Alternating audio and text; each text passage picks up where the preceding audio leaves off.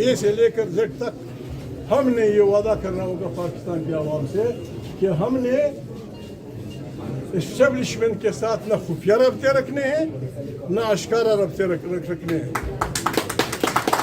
میں تو خدا قادر والعزیز جان کا رب سے وعدہ کرنا چاہتا ہوں, آپ سے وعدہ کرتا ہوں, خدا سے وعدہ کرتا ہوں, اپنی زمین سے وعدہ کرتا ہوں, نہ ماضی میں میرا کوئی رشتہ رہا ہے اور نہ مستقبل میں رہا. اگر میں نے خدا نخواستہ یہ غداری کی, میرا خون سب کو معاف. جسٹ کل می ان اسٹریٹ لائف, جس گلی مجھے مارتے وہ مار دو. جب تک ہم یہ نہیں کریں گے پاکستان ان جھٹکوں سے نہیں بچ سکتا. تحریک انصاف سے میری ایک ریکویسٹ ہے, اس اکابرین یہاں بیٹھے ہیں, مذاکرات کس بات پہ ہوتے ہیں؟ یہاں ادری صاحب نے کہا کہ محمود آپ کا متحد تھا, آپ لوگوں نے اس کمیٹی میں نہیں رکھا. ادری صاحب ان کا قصور نہیں تھا, میں اس کمیٹی میں جانا نہیں چاہتا تھا.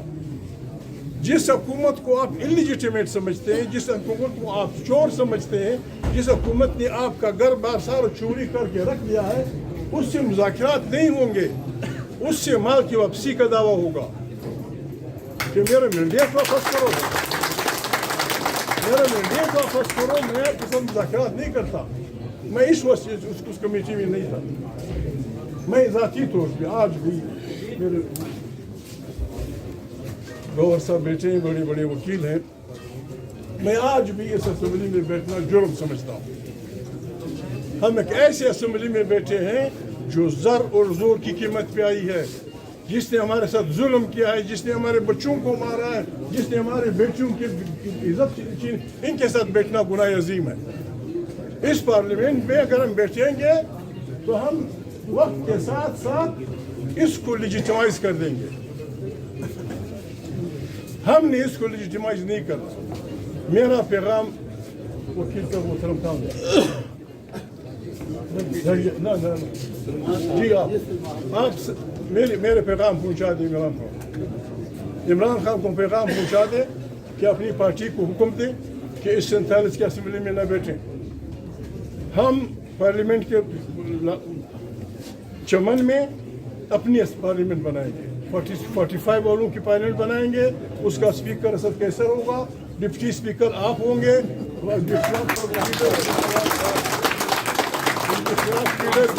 ایوب ہوگا کہ بھائی ہم 45 اسمبلی نے فیصلہ کر دیا ہے. وہ تمام ترامیم جو غیر جمہوری, غیر آئینی, غیر قانونی, انسانی حقوق کے خلاف بھٹو صاحب کی زندگی میں اگر ہوئی ہیں یا 18 امینڈمنٹ کے بعد ہوئی ہیں, ہم ان سب کو اس میں بیٹھ کے ہم خود کہہ دیں گے کہ ہم نے فیصلہ کر لیا, یہ ساری ترامیم واپس, یہ ساری ترامیم ختم.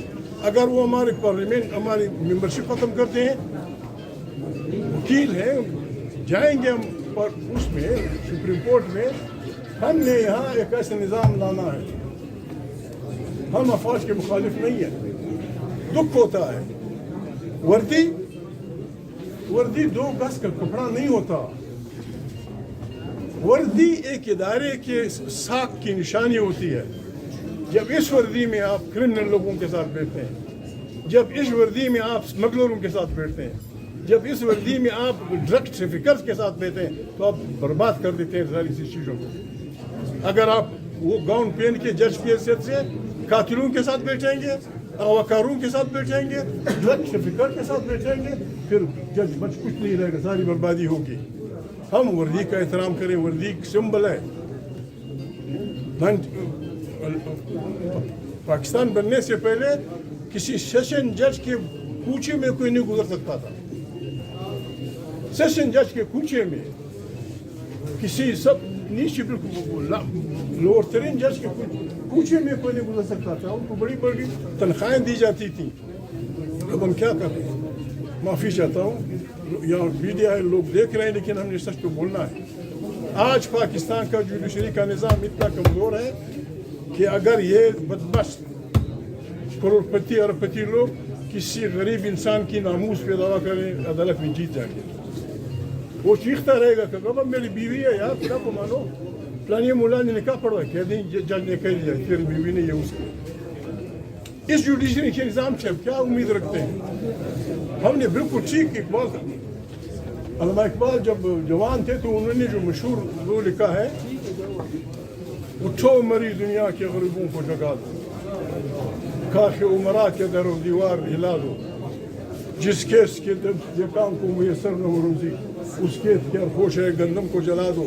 ہم نے اگر خوش کرنا ہے، میں نے تو وعدہ کر لیا، کوئی مذاکرات نہیں ہوں گے، کسی کے ساتھ نہیں ہوں گے، یہ ہمارا وعدہ ہوگا۔ اس آدمی سے میرا بھروسہ، میرا پرانا یاد، یہ لمبا آدمی، یہ اس پہ بھی میرا بھروسہ، اس کو میں جانتا ہوں، اس کو میں جانتا ہوں۔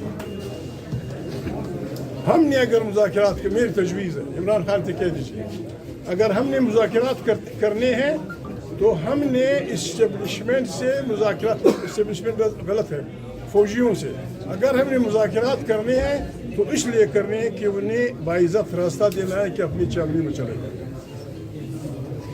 اس طرح نہیں کہ وہ ہمیں حصہ دے جس طرح لوگوں کو دیتے رہے، نہیں، آپ کا کوئی کام نہیں ہے، آپ انڈر اوتھ ہیں، آپ نے اوتھ لیا ہے کہ آپ سیاست میں حصہ نہیں لیں گے، آپ اپنے اوتھ کا احترام، جو جرنیل آئین کا احترام کرتا ہے اس کو میں ٹوپی کے بغیر ٹوپی کے ساتھ بھی ضرور کروں، اور جو آئین کو پاڑتا ہے میں اس کے خلاف لڑوں گا، سخت لڑوں گا۔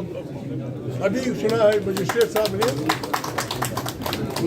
سنا ہے مجسٹریٹ صاحب نے مجھے کوئی بتا رہا تھا کہ ہم سب کے خلاف ایف آئی آر کاٹ دی، بالکل ایف آئی آر کٹ گئی ہے۔ کس لڑائی کی ایف آئی آر ہے؟ دو قوتیں ہیں، آئین کے بالادستی ماننے والی قوتیں اور آئین کو درخور اتنا نہ سمجھنے والی قوتیں۔ ہم آئینی قوتوں اور غیر آئینی قوتوں یا جمہوری قوتوں اور غیر جمہوری قوتوں کے جنگ کے قیدی ہوں گے۔ میں اگر کسی عدالت میں پیش ہوا یا مجھے لے جایا گیا، میں اس کو کہوں گا میں جنگی قیدی ہوں، میں آئین کی بالادستی چاہتا ہوں۔ پاکستان میں ایسی قوتیں ہیں جو مجھے نہیں چھوڑتی، میں آتے ہیں۔ You can't invert a leader, invert کا خانے میں نہیں بن سکتا لیڈر عوام سے نکلتا ہے۔ یہاں یہ بدبختی ہے۔ دوسری بدبختی، ہماری پریس کے حضرات لکھتے ہیں جب وہ پاکستان کے اداروں کی بات کرتے ہیں تو فوج کو بھی طاقت تسلیم کرتے ہیں۔ کیا امریکہ میں کوئی یہ سوچ سکتا ہے کہ فوج طاقت ہے؟ کیا برطانیہ میں کوئی سوچ سکتا ہے کہ فوج طاقت ہے؟ فوج ہے، لوگ عزت کرتے ہیں کہ یس اگر خطرہ ہوا ہماری بہترین فوج ہے۔